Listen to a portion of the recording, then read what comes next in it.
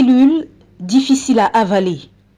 La preuve, l'avalanche des réactions enregistrées après l'annonce du retrait de la CAN 2019 au Cameroun.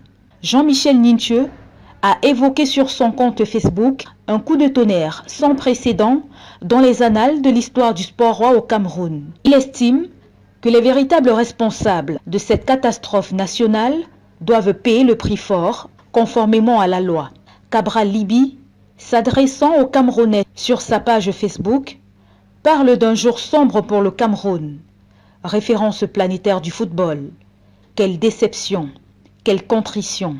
Cette annonce, selon lui, sonne comme une douche froide au moment où le peuple camerounais se mobilisait pour montrer au monde entier ses talents, ses acquis socio-culturels, son hospitalité légendaire. Alice Sadio a aussi réagi, CAN 2019 retiré, et dire qu'on aurait pu limiter l'endettement, le fiasco économique en faisant preuve de réalisme. Quel gâchis! C'est la déception totale pour les Camerounais. Partagés entre tristesse et colère, ils estiment que les responsables du fiasco doivent démissionner, que les sanctions doivent tomber, faisant allusion au prochain remaniement ministériel. Dans ce flot de réactions, il y a tout de même ceux qui invitent à garder espoir, parce qu'un au revoir n'est pas un adieu, tel qu'écrit Martin Kamumim. Jean Lambernan écrit « Black Friday pour mon cher et beau pays, on ne baisse pas les bras, the best is to come ».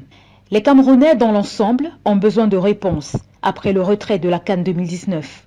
Les regards sont désormais tournés vers Yaoundé dans l'attente d'une quelconque réaction. Nous tous, nous avons très mal passé la nuit, mais quand on veut fuir nos cœurs, on sait quand même qu'on ne pouvait pas, on n'était pas prêt. À mon égard, il y a encore beaucoup de choses à faire au Cameroun. Si pour certains, le Cameroun n'était pas prêt à abriter cette grande messe du football africain, d'autres pensent qu'elle serait une opportunité de faire de bonnes affaires. Ça aurait pu quand même booster l'économie. Malheureusement, comme chez nous, et que le chef de l'État lui-même l'avait dit, j'ai jamais oublié ça, il avait parlé de l'inertie. Alors, c'est toute cette inertie-là qui continue et qui est à l'origine de ce retrait.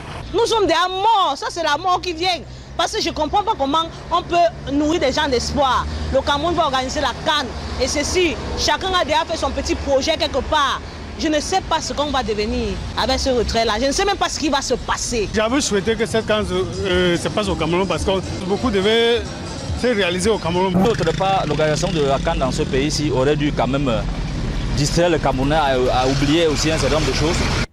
Choqués, abattus et même désemparés, ces populations souhaitent la poursuite des travaux et que le football, sport roi au Cameroun, retrouve ses lettres de noblesse. Je prie seulement que les autorités ne laissent pas les travaux qui ont été engagés et qu'on continue, que tout s'achève dans les bonnes conditions, puisque ça va servir au sport.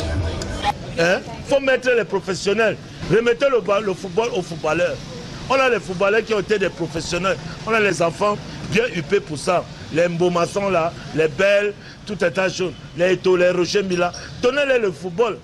Ils connaissent comment on gère le football, parce qu'ils ont été au moins professionnels. Les gens viennent prendre la politique pour entrer dans le football. C'est ça qui nous paye aujourd'hui. Le retrait de la Coupe d'Afrique des Nations 2019 au Cameroun sonne donc comme un rêve brisé pour de nombreux Camerounais.